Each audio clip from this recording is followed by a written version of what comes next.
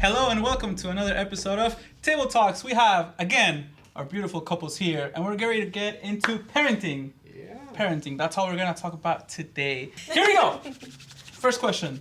I don't know why I'm doing this. Yeah, I don't know either. I'm excited. I'm excited to get into parenting because we're kind of new parents and we have a lot to learn from you guys. So I'm taking this as a very cool learning opportunity because Definitely. we don't get to do this often. Yeah. So as one should maybe we get to hear from other couples, right? Yes. So first question, what is your best or worst maybe parenting fail? All right, something funny that's happened. And Clark kind of joked that one time, it's like, I can tell you one about this morning. Things happen all the time. Yeah. So give me your best one, your best parenting fail. What you guys got? I'll go. Toilet. You guys. So I love it, it's just one word. The toilet one?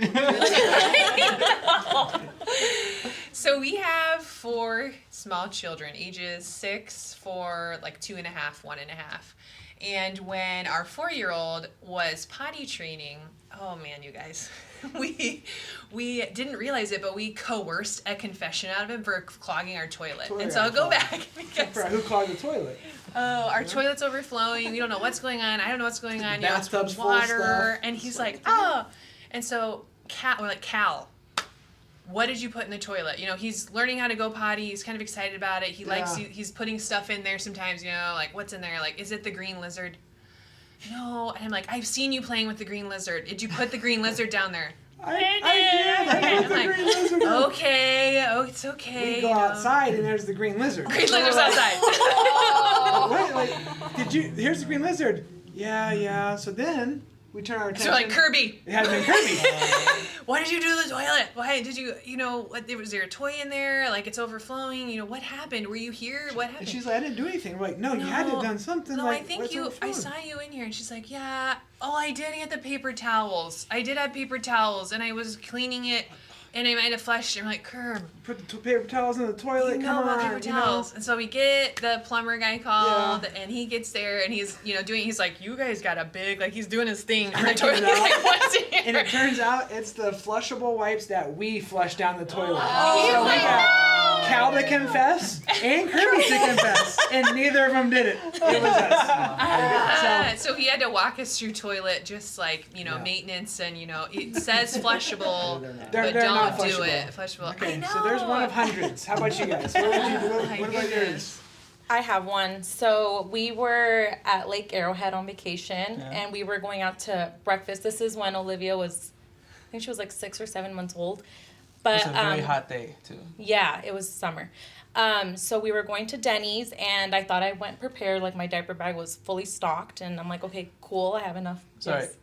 That was also not my first choice. It was COVID times, and that was the only place that was. I did like Denny's, Denny's. yeah. Didn't even want to be Just there. throw it out there. Disclaimer. Yeah. Okay, Sorry, Denny's. so we're driving to Denny's. Mr. Denny's, if you're watching. You're not getting any free No, meals that's at Denny's. No, yeah, we're not gonna be allowed there anymore, I guess. Denver on it. Sorry, go ahead. Yeah. So on the way there, we started smelling something funky. So I'm like, okay, I think she went. So when we got there, I check, and it was indeed a huge diaper explosion, like everywhere. It was really, really bad. So I'm like, okay, cool, I'm prepared. Car seat and everything. Yeah, so I started like laying things out so I can clean her up and get everything ready, and I realized that I only had 2 diaper wipes left in the diaper bag. Yeah. Classic. Of course, right? Of course. So I had Johnny and my mom like run into the Denny's bathroom, get all the toilet paper that they had. They ran out of toilet paper, so they came with like wet paper towels, and it was just, yeah. Moral of the story, if you think you have enough diaper wipes, you probably don't. Just pack more in your diaper bag. That's right. And Natalie went super like mom mode because your mom wanted to help. She's like, what can I do? And she's like, just let me handle this. Super calm. Just and bring me more toilet paper. help. Doctor Strange. Yeah, it was awesome. Exactly. And then we ate at Denny's. That was the worst part. Just kidding. I like that. No, I'm just kidding. Don't shame anyone that likes them. My arm, I like Denny's or Denny's. IHOP? Oh, I have. I have, yeah. Denny's. I have. Kind of I like the same. chicken Yeah. fried steak. And Breakfast. I like to eat dinner for breakfast. I go there. All right, dude, you gotta do your thing. That's hilarious. Anybody else? Yeah, you got one with that. His glasses? Yeah. My story's not funny. It's actually sad, but Tyler, when he Love to hear was, when he was little, he was like 4 years old, and he'd say, he would just kind of say in passing, you have a good eye and a bad eye, and I'm like, eh. Well, we take him to the doctor, Suck it up, kid. and he has a bad eye, and I didn't connect it, and so I felt so bad. Like, what a terrible mother. So I felt so bad. So then they give him glasses. And he keeps, every time I walk by, they're on the floor and like, put your glasses on, put your glasses on, and we take him back to the doctor for a follow-up, and they were the wrong prescription. And so it was one of those where I felt like it was an epic mom fail. And I tried, but something I just need to say, and I know women who have heard me speak at women's retreats and stuff have heard me say this, but our kids are 27 and 23, almost 24. There's never been a night when I went to bed and thought, I rocked it today. I'm the best mom a kid could ever have. It just, we fail every day, and we need to know that. We're short-tempered, we're too quick to blame, or whatever it is. We fail every day. And so by God's grace, these kids are going to grow up knowing that they are loved by God, and that's what we want. But just know, it's not an easy job. It's the hardest job you'll ever do. Yeah. I gotta tell Yeah, one more. go for it. Okay, it's a super funny. So obviously, know lots of young moms from church, and she had one like that, where she's like, yeah, all of a sudden her daughter is just talking about how, Mom, after we have trail mix and the almonds, and I just get itchy, and her mom's like, nah, no. And so then, literally 6 months later, Mom, that trail mix, it just makes me itchy. And she's like, literally has a rash. They go to the doctor, she has a nut allergy. And she's has no idea. But same mentality, just I thought she was just being silly, Right? 4 or 5 year old, oh yeah, when my throat swells up and I can't breathe. Aw, stop it. You're good. Oh, you guys. Lots of grace as parents. Yeah. Do you guys have one? I don't think we do. We're so good. They go to bed thinking they're good. We killed it. I actually don't have a specific one, but it's the same thing every day. There's a lot of fails. Nice. Well, I would love to know when did the conversation about kids came about, or how did you guys start talking about it? Was it right away? Maybe was it unexpected, or did you guys know coming into the marriage this is what we're doing? We have a game plan. So I'd love to hear from you guys about that. Yeah, I think we knew we wanted to have a big family. When we were talked dating about it. Yeah, age, end we of kinda dating, talked end of about it. engagement. We started talking about the children, how many, and Even after Clark proposed to me, I said yes, and Clark's like, we're gonna have a family. you said you're gonna have my babies. Oh, precious. And so the bigger thing was agreeing on K names. K names. I love that Clark trying to say it nice, we're gonna have a family, and you're like, no, that's not right. All right, children. So I guess it was always ongoing for us. Cool. I think with us, it just kind of came up naturally. We just, in conversations, talking about family, how many, we weren't real certain on the amount, 2.3 or, but that was negotiable. Yeah. We started talking about that pretty early on. In dating. Yeah. Yeah. Yeah, Those are conversations that need to be had. Yeah. Absolutely. Yep. Find out as much as you can. Yeah. What about you guys? Yeah, we had to get started quickly because we were older when we got married. I didn't want to, I said, I don't want to be 50, have teenager kids. So we have to, so we waited 2 years, right? No, we waited 1 year and then we. Okay, so 2 years until the baby came. Until Jessica came. Yeah. And now you're expecting again. Yes. And that was even harder to accept that. We're like, we're okay, just 3, let's just leave it like this. So that was a hard decision. We did it mostly for Destiny. Yeah, we're like, Destiny's super lonely in the pandemic. We'll just make our own friends. There you go. That's right. You can't stop us. What about us, Natalie? Well, we decided. What about What did we us? decide? What did we decide? It was mutual, decided actually to talk about it a year into marriage. We wanted to just enjoy our first year of marriage without the pressures of. Yeah, so sorry. When we were going out, we always talked about family and stuff like that. Oh, yeah, But we knew we wanted kids. children. So we said we'll address it a year and we'll actually when. talk about Yeah. So because we wanted to enjoy our first year of marriage without that pressure of, okay, when are we gonna, when do we want to start a family? So Yeah, so we waited a year, and then I got pregnant I think a month before our first anniversary. So I secretly wanted kids right away. So I said, yes, Natalie, we'll wait. But I'm like...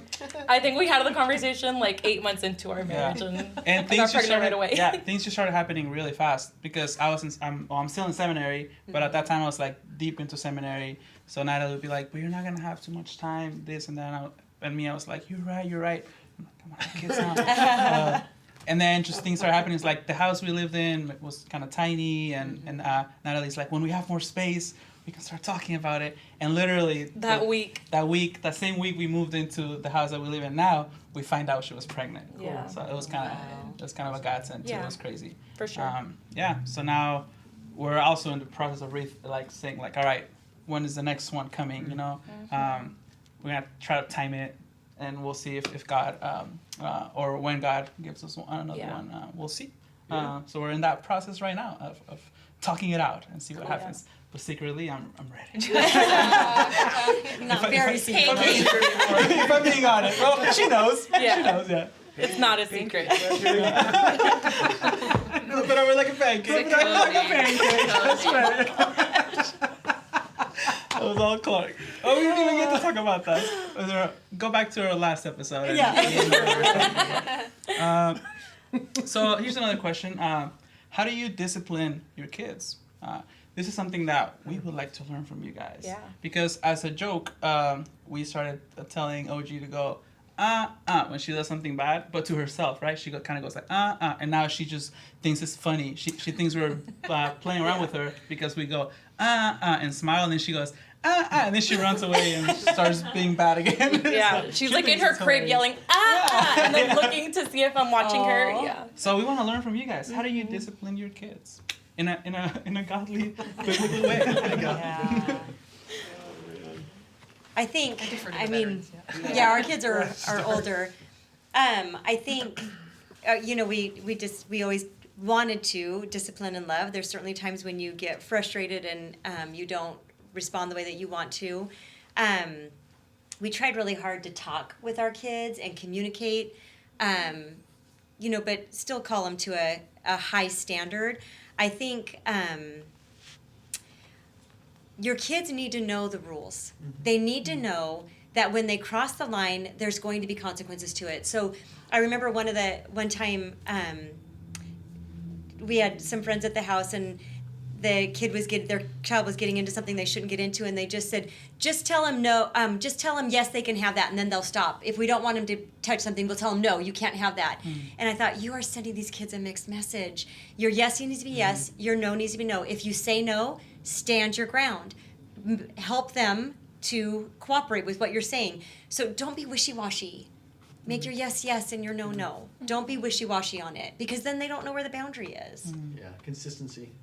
For sure. And then get to the bottom of what, if they Yeah. keep doing something repeatedly, it's like, why, Let's talk try with them that. and just kind of, most of the time you'll find out what's going on and the root problem of it that is being acted out upon. Right. Yeah. That's good. Yeah. What about you guys? With younger kids. Yeah, I think one of the hard things to this is, like Johnny just said, is getting behind the behavior, underneath the behavior, to the heart. Because they can act a certain way, and you can even tell them do this or don't do this, and maybe then they'll behave a certain way, but at the end of the day, you want the Lord to bring a heart change to that little heart. And so, for instance, when they're fighting over a toy or something, Bobby does a really good job of saying, if you're gonna steal your sister's toy or hit her with it, whatever, you're saying this toy is more important than your sister. Like, is that true? And no. And well, like, God gave you your sister, and how should you treat her? And like, it kind of breaks it down, getting back to like, this is what God entrusted you with here. What's really going on down there? I don't know. You can probably explain a lot better than I can, but getting to the That's the heart main thing, behind yeah. the behavior and trying to find opportunities of grace. Yeah, that's one, if there's so many, one of the things in parenting that I have just been so humbled in is like, it's just saying, I don't know. And so there's been women in my life that have spoken, there's been literature, there's been books, we've done parenting studies at Emmanuel that have been super helpful. And one of the things that Paul David Tripp talks about in his 14 Principles of Parenting, or whatever it is, his parenting book that Emmanuel has done, we have a class on, is he talks about how these are opportunities of grace in your kids' lives. And to me, you know, they might be frustrating and annoying and like really difficult in the moment, but to my kids, this is a big deal to them. Yeah. And so, kind of putting on lenses to frame what's going on in my 6-year-old or my 4-year-old, or and it's different obviously for 20, you know, to teens to little kids, but you know, sometimes it's not even an issue, it's not a big deal. They're hungry, they're tired, there's a physical need. Then other times they're being disobedient and they're being defiant, and I need to set a boundary, like Jody said, because it's not safe or it's not honoring the Lord. And so because they are young, so there's all kinds of physiology, you guys. They can't co-regulate. My kids can't. They can't regulate in their prefrontal cortex. So I'm there. God has made me mother of Kirby, Cal, Kit, Quinn to help them in these moments regulate. And so there's so much to say. There have been times where I'm like beating my head against the wall going, why aren't they listening? And Bobby's like, they physically cannot. Like, they're in fight or flight mode, and that's all they're physically capable of. Yeah. I'm thinking of like, why are you being disobedient? Come on, like, I've told you 10 times. And she's like, no, we have to reframe it. We have to reframe it to them. And so I guess I'm just learning discipline. I can't be lazy. It's just like... Right. Yeah. It takes work. It's funny, Natalie asked the same questions about me. Really, Basically though. can. The brain's not developed. It is. So last thing, because literally to discipline, it means to learn. And so that's the difference between discipline and punishment. Like, we don't want to just focus on past behavior. Yeah. We want to learn how to move forward. And so when I think about God the Father, and when I think about how he has lovingly disciplined me in my life, I want to do that unto my kids. Yeah. Because in their life, that's who I am to them. I'm a figure. And so Paul David Tripp, last thing, he talks about authority. And this is like one of the most poignant chapters in my parenting, really in my life, when he talked about how we need to help our kids understand that authority is a good thing. Yeah. Because God loved us so much that he sent Jesus to die for us, and he's the authority figure, and he's Lord over our life. So my kids, when I'm saying, you know, here's why you need to listen and respect me, because I love you, because I make you dinner, because I help protect you, those are why. And so let's separate, you know, let's get space, or let's whatever we need in the moment, but let's understand that too. And so, long answer, we're stumbling through it every day, but it's good. And it's great. It's cool what you mentioned, because for adults, a proper understanding of God is gonna help you to like you said, to understand that God doesn't punish, God corrects, right? And he disciplines. And when we bring that to parenting, if we understand who God is and the way that he treats us, then we can do the same with our kids, right? So I thought that was great. So thank you for sharing that. You guys have anything? Oh, Destiny's so perfect. She does. Yeah, I think like Shindig. it's something that we're learning. Like, we're still learning and working. Like, I guess our parents were not the best example. Like, Christian family both, but my parents, I don't know, have old school Christian family. They were pretty hard on me. So. He got beaten. Oh yeah. Oh yeah. No, but so I guess the first thing for me to learn, like, never do it with anger, like, you know, like, never. So with love, and we're learning. It's hard because it's really hard. I want her to do it when we have to discipline, because I can't. But yeah, you want to say something? Well, this is just really practical and for younger kids, but like, have a place where you go to correct and discipline. Like, for us, it's the bathroom. So you can do that, and even at a friend's house or even a public place, you can say, okay, we have to go to the bathroom and talk about this. And so usually with Destiny, like, well, she knows that's like the place, the serious place. So first thing would be, we go to the bathroom, we talk, and she knows it's serious, so she listens to me there. She might not listen to me in the living room if she's in the moment, but if we have to go to the bathroom and talk about it, she listens. And then usually she's repentant, you know, she's 3.5, but usually she's like, okay, the serious place, we're talking, and she gets it. That's good. Thank you, guys. So here's another one. There's people who take their kids to church, and they take their kids to church for all their lives. I mean, I grew up around church, but there's also people that raise their kids in the church. And I'll like to say that there's a distinction from just taking your kid to church to raising your kid in the church, right? Discipling your kid and opening spaces and allowing opportunities for them to be part of groups that co-disciple as well, right? Yeah. So how have you done that in your families? How have you raised your kids in the church, not just taking your kid to church? Yeah, Johnny and Jody, you want to lead us off here? Yeah, it's excuse me, it's not just Sunday morning. It's not their only spiritual input. It's we're reading the Bible after dinner. We have dinner together. It's praying with them before they go to bed. Turning situations into teaching moments that are biblical. Yeah, I think, and then like, there was never a conversation on Saturday night whether or not we were going to come to church. They knew that was part of what we do, and the kids attended church with us. I know that that's different for some people, but we always had our kids in church with us, and they learn more than what you think they do. Midweek programs. Yeah. Get your kids involved in Kids Club and Edge and Rock, and volunteer in the ministry that they're a part of. Get to know the kids that are their age.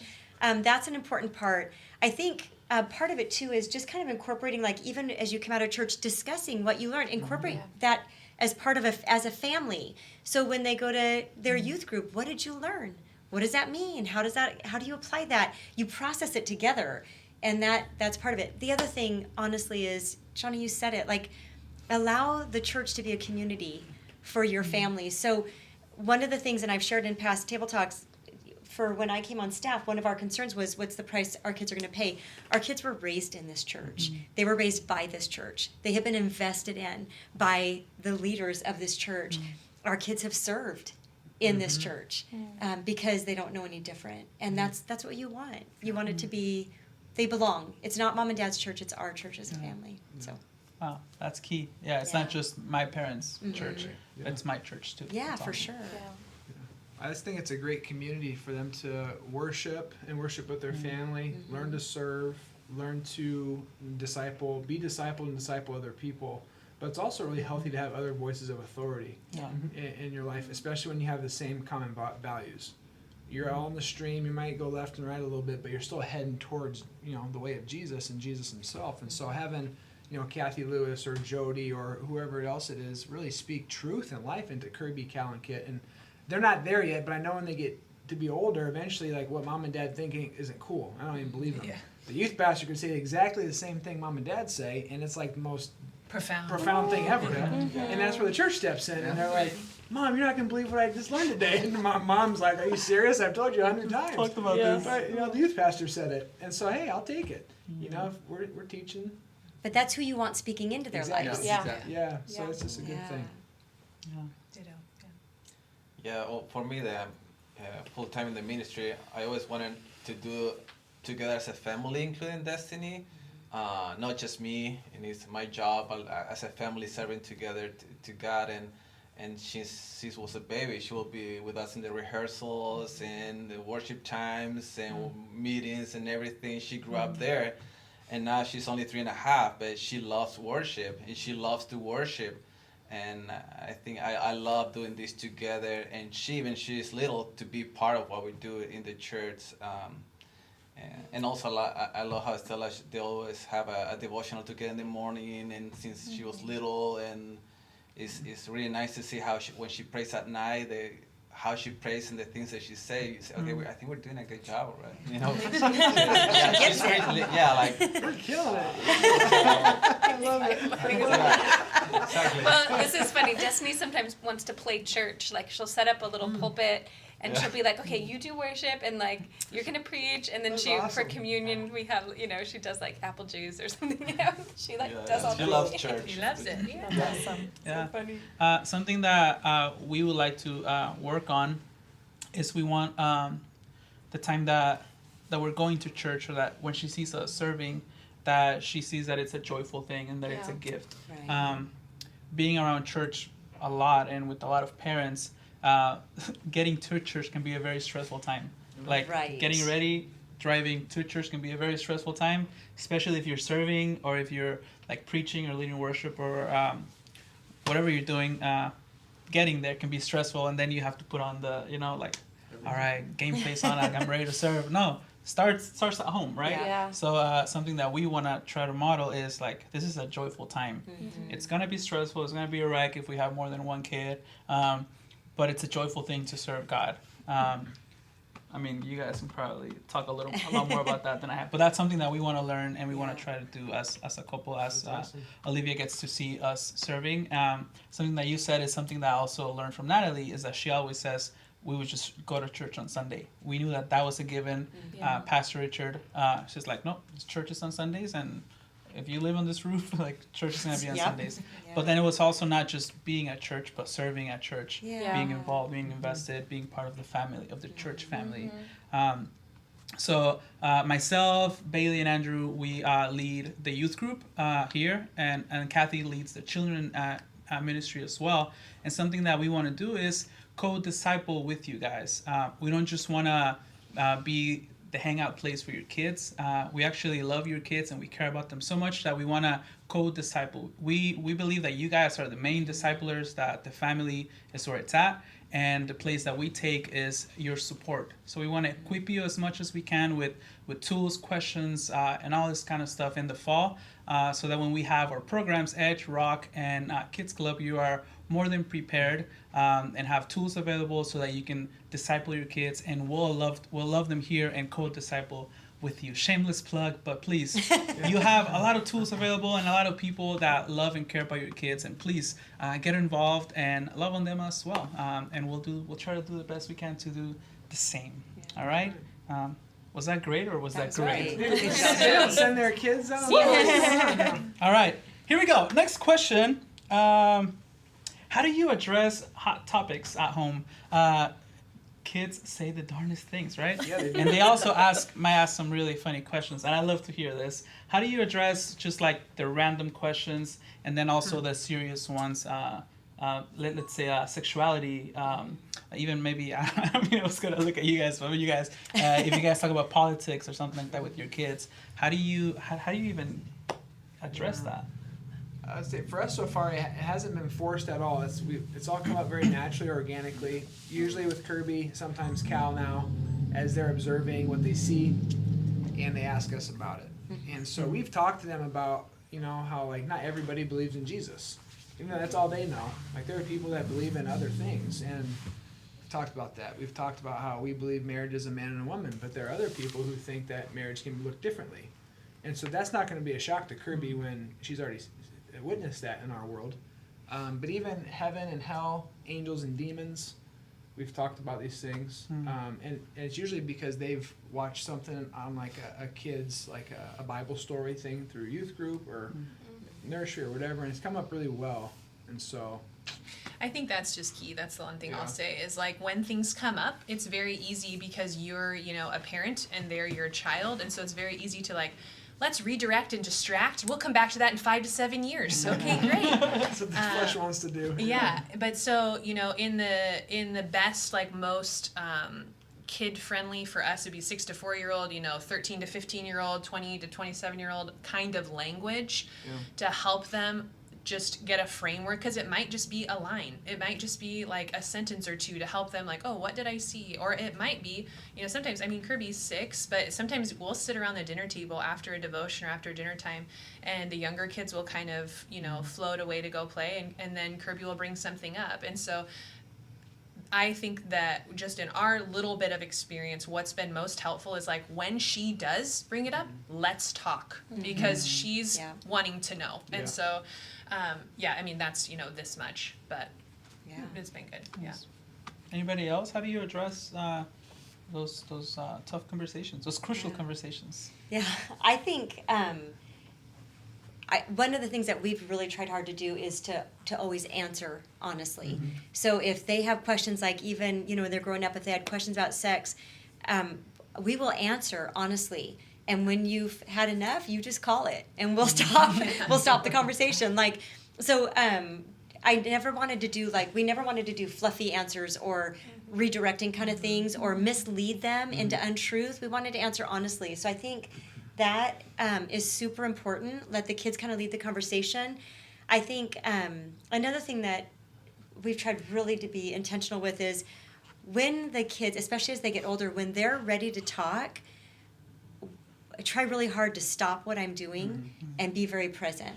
Like, then let's have this conversation. I am right here. Let's talk about it. So we've tried to have, I don't think that we have, it'd be interesting to hear our kids' perspective. I don't think we've ever had off, like you're not allowed to talk about that at the dinner table, or if we talk about it, it's life. We talk about it. We want to be honest and real, and we certainly want to be able to be part of that influence and be the ones who are speaking to the harder things. I think one of the things too, is when you feel the pressure to run, because it's like, oh gosh, I'm not sure, is when you need to lean in the most. So like when Johnny's parents were passing away, we so much wanted to protect our kids, and that's when we needed to lean in the most, because it was our job to teach them how to grieve. And so those are the moments when you need to lean in. When you feel like you need to run, lean in and stay present in what's going on. Yeah, and doing the front work and giving opportunity to Yeah. have those times of like before bed or dinner table, having family meals together. It's just those great opportunities. So it's you give them plenty of opportunities to talk and to process stuff. Yeah, for sure. And kids, they're listening. Yeah. And They remember things, and they know. My dad shares a really funny story. My dad has been a martial arts instructor for a really long time, and there was this kid, really sharp. He was like maybe 6 or 7 at the time. He was really inquisitive. He would just ask questions about everything. And what's that? And what does that do? All around. And my dad, just to kind of like say, just kind of leave, he would say like these little sayings in Spanish that would make no sense. And the kid would just kind of look at him like, so he would say, what's that for? And my dad would say like, para que llueva y nazcan flores. So it rains and flowers bloom. Like, that makes no sense in English or Spanish. And he would just say that, and then he would just walk away.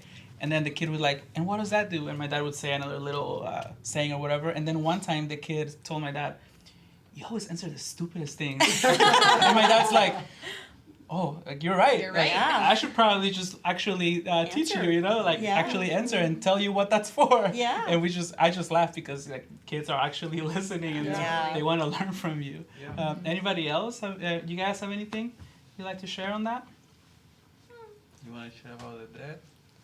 Yeah, Destiny's just been learning. So age 3.5, about death, and even it's just so interesting to be around a child that's learning that, whether it's like a bug that's dying or whether it's, like his father passed away and she's never going to know her abuelo, and so she's just been talking about, I don't want to die, and somehow she got confused that she thought she had to die on the cross like Jesus and rise again. God. So that like made her scared, and so we're like, no, you I don't don't have want to to die die. like that. I don't think. But because she was thinking, somehow she thought like to die means like you have to die in the cross. That's what it means. Yeah. And then she was like, are we gonna rise again? I was like, yeah, for sure you will. Actually, Exactly. we are. But that's such a perfect example of having the conversation with her so that you actually understand, oh, that's what she's thinking. Yeah. Instead of, just saying, oh, honey, you're not going to die now. You're not. Yeah. Right. It's easy to run from it. Yeah. Yeah. That's good. Well, we're on to our last question, and maybe I'll kind of mix it up a little bit, mix two of them. One is, what is your best parenting hack? So, cool gadget or anything like that you've appreciated and has saved you countless times, trips or whatever, just around the house. Or maybe just give us your funniest parenting story. So you can choose either or. Coolest hack as a parent, the goldfish is gonna give you some time, or maybe a funny story. Who would like to go first? I have a hack. Go for it. So our daughter is 1.5 years, and one of the first words that she was able to understand was ven, which means come in Spanish. So she knows as soon as she hears the word ven, it means she has to come to me. So I never have to go and run around chasing after her. I just say, Olivia, ven, and she comes straight to me. So She'll that's a fall cool hack. like 2-3 times, and then she'll actually eventually get to us. She Yes. falls a lot. Yeah. She trips a lot. She tumbles. She wants to run, so she's like, A couple face plants, and then she'll eventually get to me. Yeah. I learned one. Never buy your kids the exact shoe size, because they're gonna grow out of them real fast. So buy them bigger shoes, and then they'll just grow into them. Yeah. That's good. I think a little trick I learned when my kids were very little is they would draw you this picture and bring it to you, and I would say, oh my goodness, it's beautiful, tell me about it. Instead of going, is that a dinosaur? A bird? A dog? It's you, Daddy? Mom. Yeah. Ah, Use it. Yeah. I do that with Pastor Ken's writing. Tell me about this. Tell me about it. More. These are hieroglyphics. Pastor Ken, I'm sorry. I think one that has happened to us before is our kids are very resourceful and are very adventurous, and so they will explore. I don't know how much money we've probably lost in toilet paper, with toilet paper going in the toilet, binkies in the toilet, binkies in the trash can. So we changed some of the locks in our house to keep them out of certain rooms. And so we will shut the doors on the inside and lock them and have knives and forks hidden everywhere so Like you can on pop the the lock. ledges, like Like way up up, above yeah. the doors. So we had a babysitter, I don't remember who it was, come over and they're like, Why is there a looking- knife up why there? are there knives above all the doors? And like, we're assassins. Like, what are you like? But just to keep them out of like. Always ready. Yeah, always ready. You never know when they're gonna come. Well, our kids know too, so they'll like get a spoon or something, or like, and by knife, like little plastic knife or Yeah. butter knife up there, so only we can reach it. But like our kids know that like the little line right there means it's locked, so they'll go and like get a spoon. Now they And know. they'll try to So like now they can pop all unlock of our locks. whatever, and it's like Because our man. son, he could escape his room. We put him in for rest time. He'd turn the knob and get out. So I got the big handle, the Yeah. plastic handle that goes Door around door. thing. He just ripped it off. He's like 18 months old. So then I glued it and duct taped it, and he still got it off. Oh my goodness. So I'll leave it there, but we've had to go great lengths to make sure we know where that boy is at. Well, can I say something funny? When we were doing the nursery remodel, we kept asking ourselves, is this cow-proof? I love it. Happy, I mean, For my everything. cousin's like, you can start a business, dude. When Just people leave 'em have in there and come childproof test it out. their Yeah. house, you send the Corver kids in. You're like, yeah, right there. That's They'll not gonna skate work. there. They'll skate there. Gotta That's not gonna update. work. I know. So I think my biggest like parenting hack is just like if you're not gonna laugh like in moment, like you gotta like there's like humbling things and there's good times to learn and but like there's just times like this is funny, like I am just laughing and like enjoying like I think sometimes we bear the weight of like disciplining and feeding all these kids and doing all this stuff. It's like no, I'm so grateful, and it's you are so funny, like you're so They're quirky really funny, and yeah. anyway, and so. I don't know. That's not like a hack. Like that's not the right thing. But just like being in it with them. Like that's one thing too. Like if I think that this little Easter egg with one chocolate is amazing, and if I love it, and I literally am jumping up and down and cheering, then they think it's amazing, and they're running with it, and they're cheering, and they love it. Yeah. And so I think sometimes it's easy for. I'm with my kids. I'm a stay-at-home mom. It's easy for people, caretakers, to be physically present but be absent. Their mind is thinking about something else, or they're on their phone or whatever. But I think a hack is just being present and like enjoying and laughing. And then one other one that doesn't mean anything, but that I learned on an airplane was how sometimes kids can't get like stickers off of a little sticker pad because it's so sticky. Do you know this hack? So the trick of it is to peel the whole back off of the sticker pad. Does that make sense? So that there's only the stickers on there. Yes. And so I think my mom taught me that, or I've seen it other places too, but peel the whole back sticky off so that there's only the stickers. last time we were on an airplane with our family, we were like 5 rows from the back, and Kit was in my lap, and I opened her water bottle, and we've flown so many times, so I know about the air pressure. So I kind of like popped it to make sure like no water bubbled up. It was good. Locked it up, kept going. 5 minutes later, pop it open. Like a third of the water bottle launches over my shoulder, drills the lady in the chest in the back row, and she's like, where did all this water just come from? And I'm like laughing, going, do I tell her what just happened? And so I finally went out, I'm like, sorry, ma'am, that was my water bottle, and it was so funny. Sometimes we'll just make up names and identities like, oh, that's Michelle. She doesn't know anything. We just kind of walk away. Like, we're never going to see these people on airplane again. Just go, kids. So anyways, sorry. We have lots of stories. You guys have anything cool you've learned along the way? This is not a hack, but I just feel like plugging Right Now Media, which is something that our church has just joined. It's an app where you download it, and there's a bunch of kids shows, Bible stories and kids shows, and that's what Mariana meant by Devo. In the morning we usually just put in a Bible story for Destiny, and she drinks her té con leche, her tea with milk, and she loves it. She asks for it. Super and, fancy. Nancy. So yeah, just plugging Right Now Media, download it and use it with the kids because it's so helpful for us. It's a good tool. That's a good hack. Yeah. Awesome. Well, thank you guys again for taking part of this conversation and teaching us a lot. I feel like I learned a lot from you guys just now. And I just want to remind you all that children, students, and adults, and everyone here is here to be with you, to co-disciple, and to also learn with you. We don't claim to know all the answers and to know everything, and we're just doing life, and we would love to do it with you. So we'll put some info here if you want to connect with youth, with children, with adults, and anything. Just come be a part of our church and get involved. There's nothing like serving God together. That's right. So thank you all, and we'll see you on our next Table Talks. See you.